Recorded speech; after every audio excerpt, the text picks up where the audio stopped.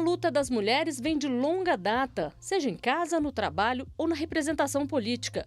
Em 1932, o Código Eleitoral permitiu o direito ao voto, com restrições. Só na Constituição de 46, esta garantia foi estendida a todas as brasileiras. Em 62, as casadas passaram a não depender mais de autorização dos maridos para trabalhar. A Constituição de 88 chegou para fortalecer a luta pela igualdade. Em 2006, a Lei Maria da Penha surgiu como um marco contra a violência doméstica. E em 2015, o assassinato de mulheres por questão de gênero passou a ser punido com mais rigor com a Lei do Feminicídio. Os direitos femininos são tema do debate entre o jurista André Ramos Tavares e a consultora jurídica da TV Justiça, Gisele Reis, com as convidadas, a advogada Adriana Cecílio, que é professora de Direito Constitucional, e a socióloga Priscila Landim. E como foram garantidos os direitos das mulheres ao longo de todo esse tempo, né? Eu estou aqui hoje com 3 mulheres para a gente poder discutir esse assunto tão importante, tão relevante, que permanece até hoje sendo motivo de grande embate e ainda muitas conquistas virão certamente ao longo dos próximos anos, né? Queria começar com a Gisele, né? Tudo bem, Gisele? Tudo bem, André. Como é que esses direitos das mulheres têm sido preservados ao longo da história? Qual que é a tua visão inicial a esse respeito? Eu vejo que muitos direitos, muitas conquistas já foram alcançadas numa sociedade praticamente paternalista. Então, é realmente preciso avançar, a gente precisa ver o que nós já conquistamos até então, mas o porquê que esses direitos ainda precisam ser efetivados, já que nós temos a garantia do direito à igualdade previsto na Constituição, por exemplo, entre homem e mulher.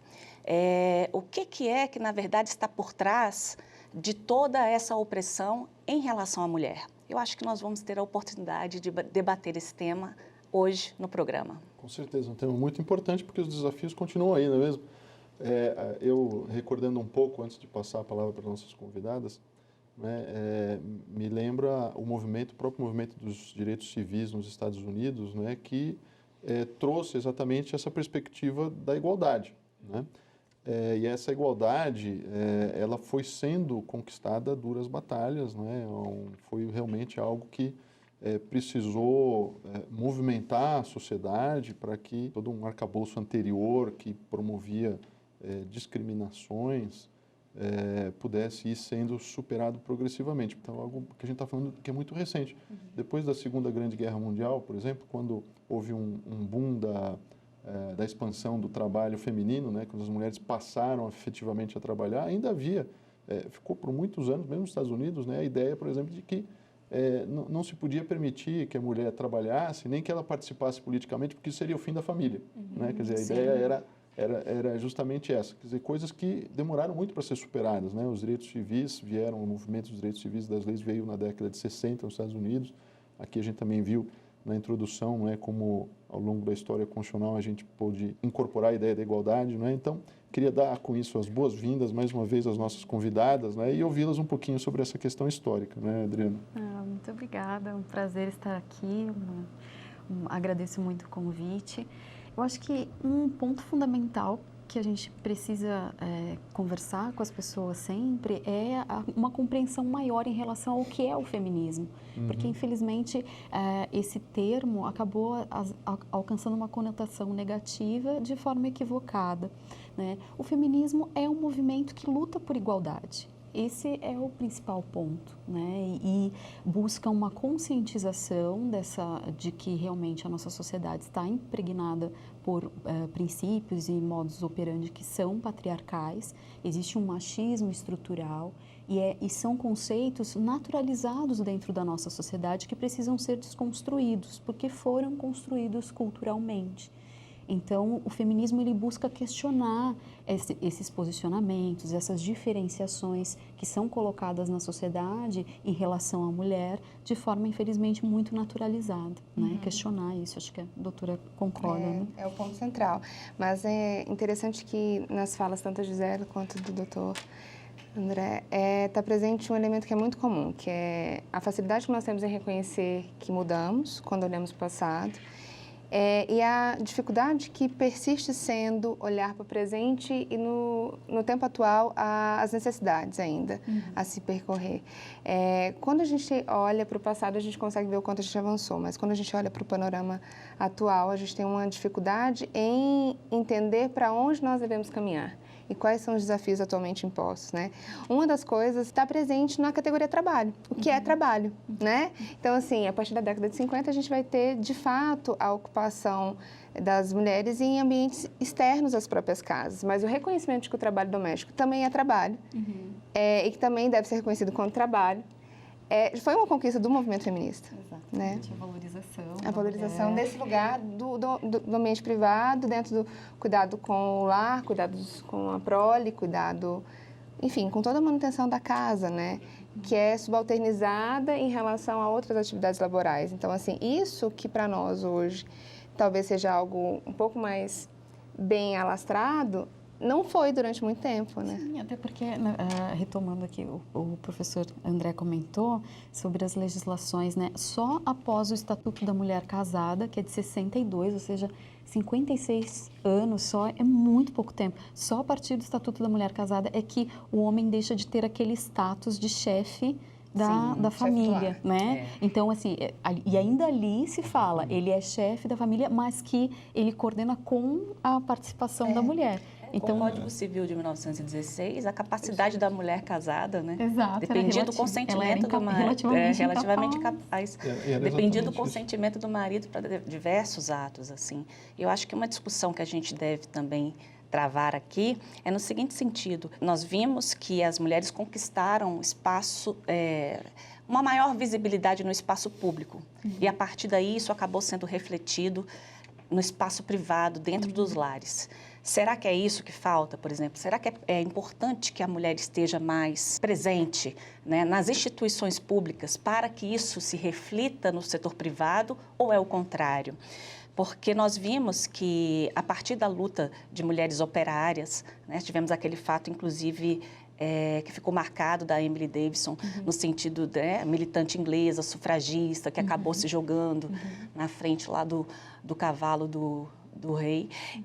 E a partir desses movimentos, assim, que partiram, às vezes, ali da questão da solicitação e da reivindicação por direitos trabalhistas, o direito da mulher foi visto de uma maneira diferenciada. Então, será que essa discussão ela tem que partir no espaço público para que isso se insira dentro, né, dos lares? Não, sem dúvida. Acho que é um questionamento. Não, sem dúvida. Até esse ponto que tu coloca, que é considerado a primeira onda do movimento feminista, que foi a luta justamente das sufragistas pelo direito ao voto das mulheres, justamente essa necessidade da inserção no espaço político, da mulher poder fazer parte das decisões políticas. Depois nós tivemos a segunda onda, que foi lá pela década de 60, 70, já buscando mais essa independência, essa autodeterminação em relação ao homem.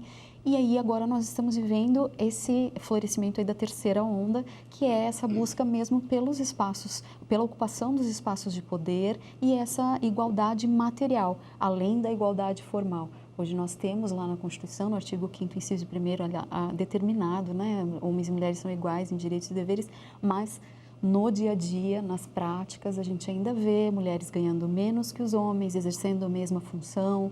Nós vemos mulheres ocupando menos cargos de poder. Então, assim, o Brasil, no ranking de 190 países, ocupa a posição de 152 em relação à presença de mulheres no parlamento. Nós ficamos atrás de países como Nicarágua, Ruanda, Bolívia. Então, não é que a gente esteja atrás só de países de primeiro mundo, é uma questão realmente de conscientização, né? A quem correria a responsabilidade de levantar essa bandeira, né? Caberia ao Estado ou à sociedade civil, né? Ou a ambos. Eu penso que o Estado, a partir do momento que ele silencia algumas discrepâncias, ele assume, ele participa, né, dessa responsabilidade. E existe, inclusive, uma linha de argumentação sobre a necessidade de se falar em alguns tipos penais, como feminicídio, femicídio, que são coisas diferentes, né? E que vão caminhar nesse sentido de falar, olha, a partir do momento que o Estado ignora que esse grupo é objeto de violência e a natureza dessa violência, ele está coabitando essa violência, ele é partícipe dessa violência e aí ele está tentando, provocando crimes contra a humanidade. porque ele está atentando contra a humanidade dessas mulheres.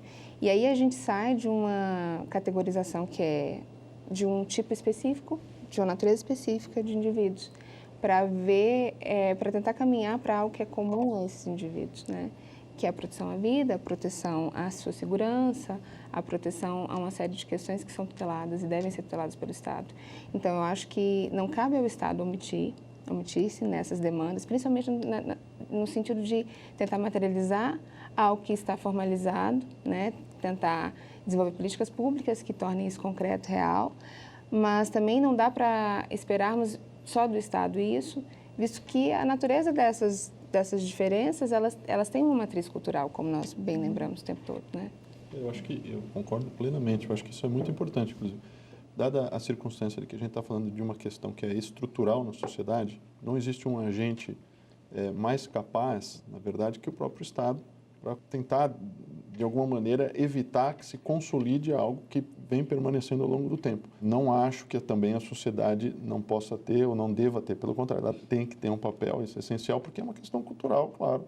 Infelizmente, ainda nós estamos lidando com assuntos que são culturais e o direito é reflexo dessa cultura, né? E o direito está a cargo do Estado. Então, se a gente tem uma questão estrutural que reflete uma questão cultural e o Estado, de alguma maneira, continua consolidando com as suas leis, com as suas políticas públicas, né, uma situação que é discriminatória ou que ainda promove desigualdades implícitas, não é, que muitas vezes não são invisíveis, né, isso acaba, digamos assim, atrasando muito, não é, uma agenda que é uma agenda progressista de melhorias. Então, acho que a presença do Estado, eu acho que é essencial, embora não seja, obviamente, em circunstâncias culturais, o único agente, ou mais, não sei se seria o mais importante ou não, mas eu acho que a presença dele é inevitável, né? E só para, a gente vai finalizar esse primeiro bloco, mas eu só queria lembrar também que essa questão do trabalho, essa é uma questão que me pareceu também importante, não é? De fato, a questão do reconhecimento do trabalho doméstico,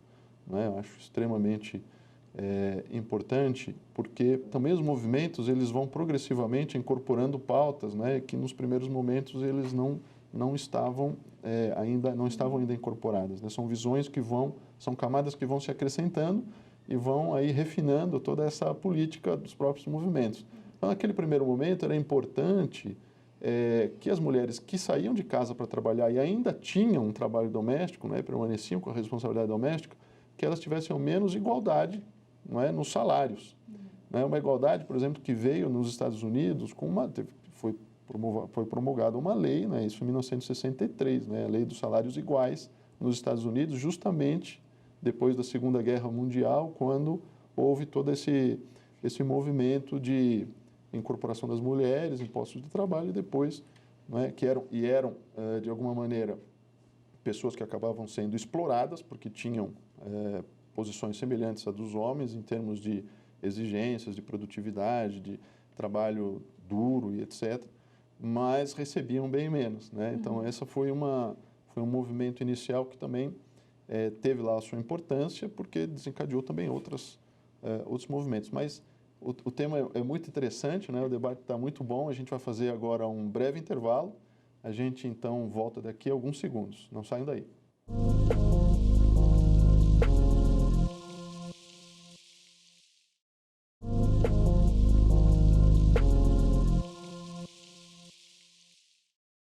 O Reflexões está de volta.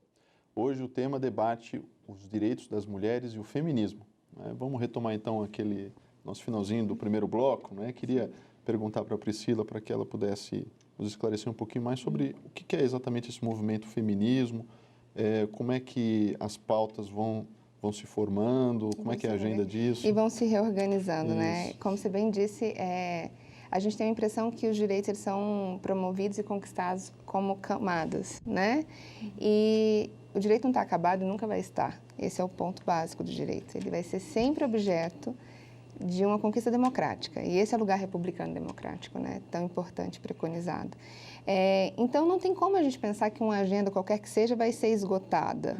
Porque o fim não existe. O fim é uma quimera. O que a gente pensa ser objetivo hoje, amanhã é algo que vai ser ultrapassado e que a gente vai postular novas conquistas. O que é de se pensar é que não existe feminismo no singular. Existem movimentos feministas, inclusive é muito comum, é muito rotineiro encontrar pontos de dissociação, por exemplo, relativos uma pauta super atual é a condição das mulheres cis versus as mulheres trans. No que diz respeito, por exemplo, à concepção de violência doméstica, feminicídio, se essas outras existências também estariam contempladas ou não. É impossível a gente pactuar isso no sentido de formar um consenso, porque formar esse consenso seria interromper o debate. Interromper o debate não é o que a gente deseja, né? Então, a gente vai ter a cada momento um somatório de novas conquistas. E aí a gente começa a ver que aquela mulher inicialmente pensada no início do movimento como a mulher universal, ela se desfaz facilmente dentro do feminismo e a gente começa a singularizar essas existências. Muito nítido ainda hoje, mas muito mais evidente no passado, que quem proclamava esse discurso feminista eram mulheres que tinham um lugar de fala da elite, não é? Eram mulheres que podiam promover esse discurso e arcar com os custos disso. Isso fica muito claro no movimento sufragista, né? Os custos das mulheres operárias reclamarem pelo direito ao voto é muito diferente das mulheres que constituíam outras classes. E ainda hoje isso persiste. Então, daí surge a necessidade de falar, por exemplo, principalmente no feminismo negro, né? Existe uma demanda diferenciada para determinadas vertentes, né? Absolutamente. Enquanto as mulheres brancas estavam há 40 anos brigando para deixarem de ser as rainhas do lar, as mulheres negras nem isso podiam ser.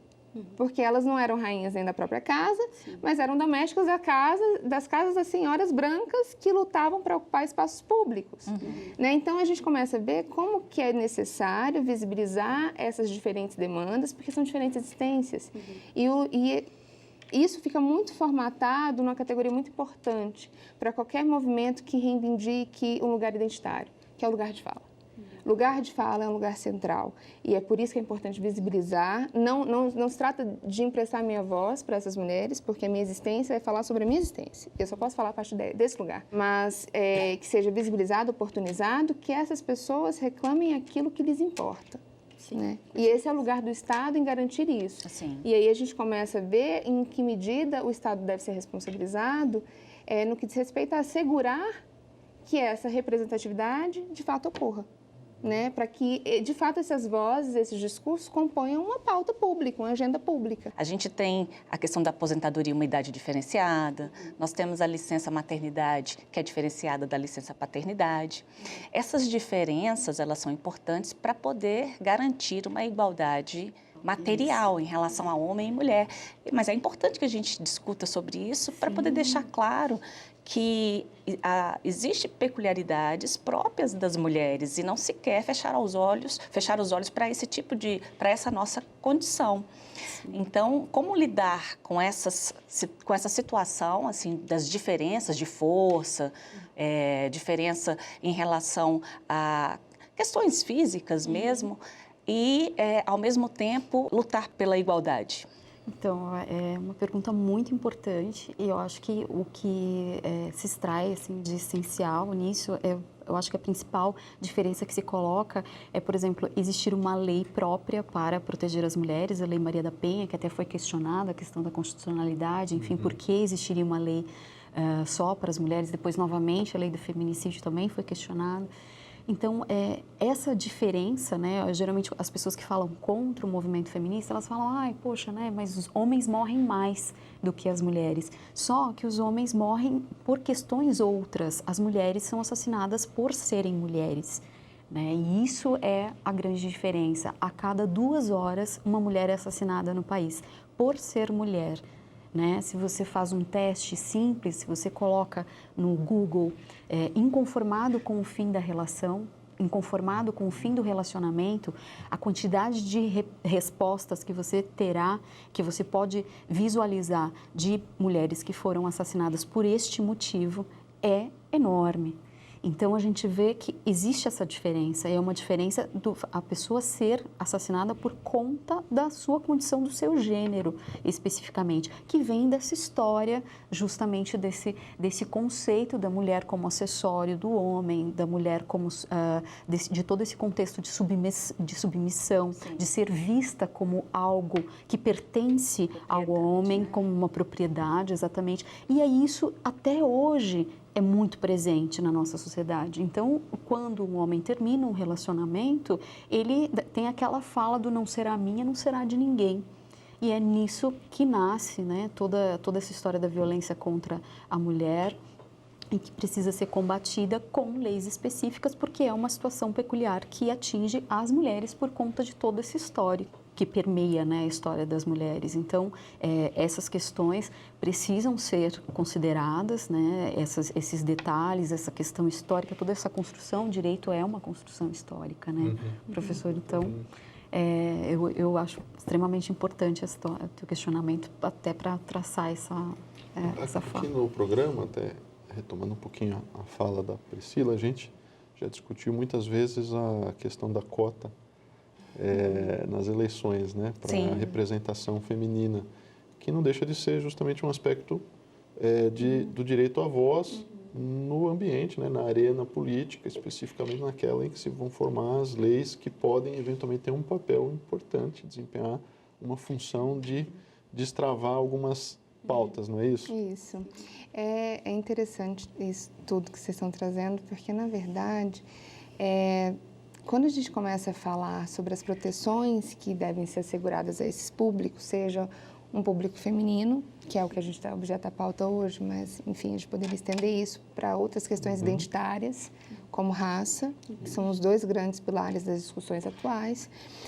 A gente tem que ter um resguardo no que diz respeito o limite entre a tutelagem e a infantilização, e a declaração da incompetência dessas pessoas em reclamarem por si e visibilizarem a opressão que experimentam, ou em que medida isso deve ser feito por outrem.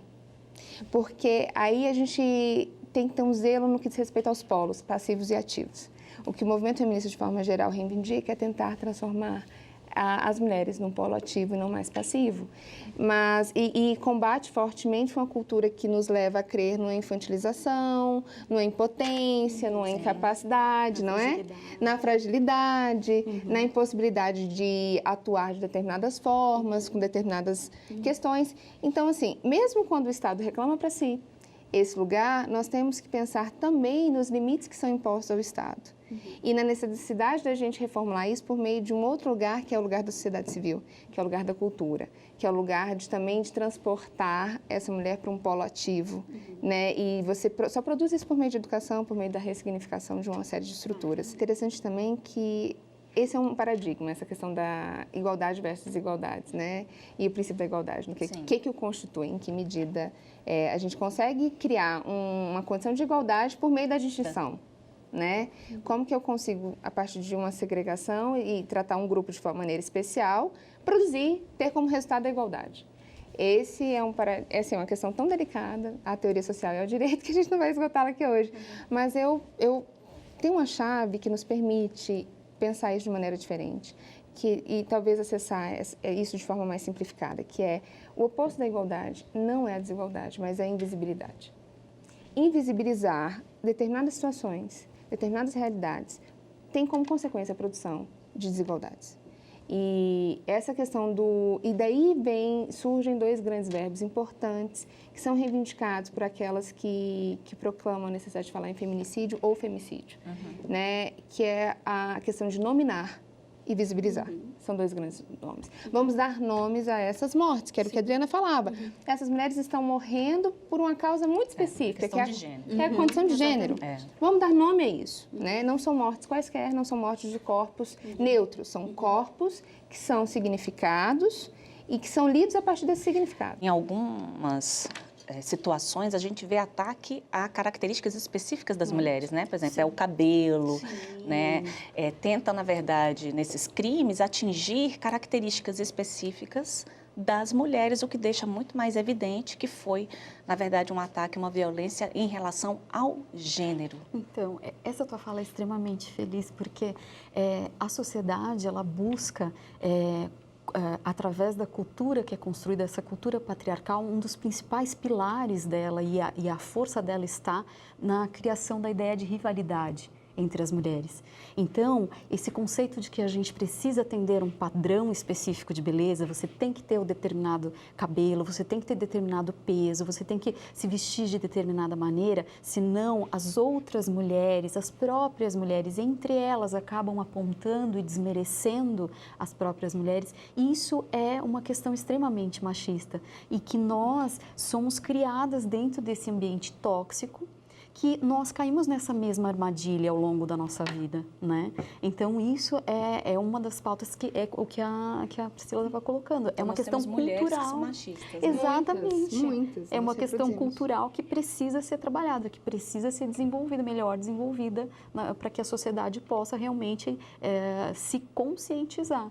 E aí, também, buscando o que o professor comentou sobre a questão das cotas, as cotas foram colocadas, mas o que a gente vê? Como as mulheres não são efetivamente reconhecidas, o que foi muito comum, e até o Ministério Público foi atrás disso, é que haviam candidatas, mas as chamadas candidatas laranja, né? Então, nem a própria candidata votou nela. Então, existe a lei, mas existe uma forma de... Não há efetividade daquilo que se pretendeu garantir. Exatamente. Mas são dois momentos distintos de discussão, né? Um é o nível de tutelagem, o nível de infantilização que o Estado pode promover com isso, ou com outro tipo de política que privilegie temporariamente, que é uma longa discussão, né? E essa realmente que um mecanismo específico que não funcionou, né? E que continua tentando ser aprimorado e continua sendo fraudado por diversos meios, infelizmente, durante o sistema eleitoral. Mas o tema é muito rico, muito importante. Eu acho que a gente colocou aqui vários pontos que nós poderíamos destrinchar, desenvolver muito mais. Só que o programa chegou ao fim. Queria agradecer aqui a presença da consultora da TV Justiça, Gisele Reis. Agradecer muito nossas convidadas, a Adriana, a Priscila. Né? E agradecer a você que nos acompanhou até esse momento. Se quiser rever o programa da TV Justiça, acesse o site da TV Justiça. Muito obrigado e até o próximo programa.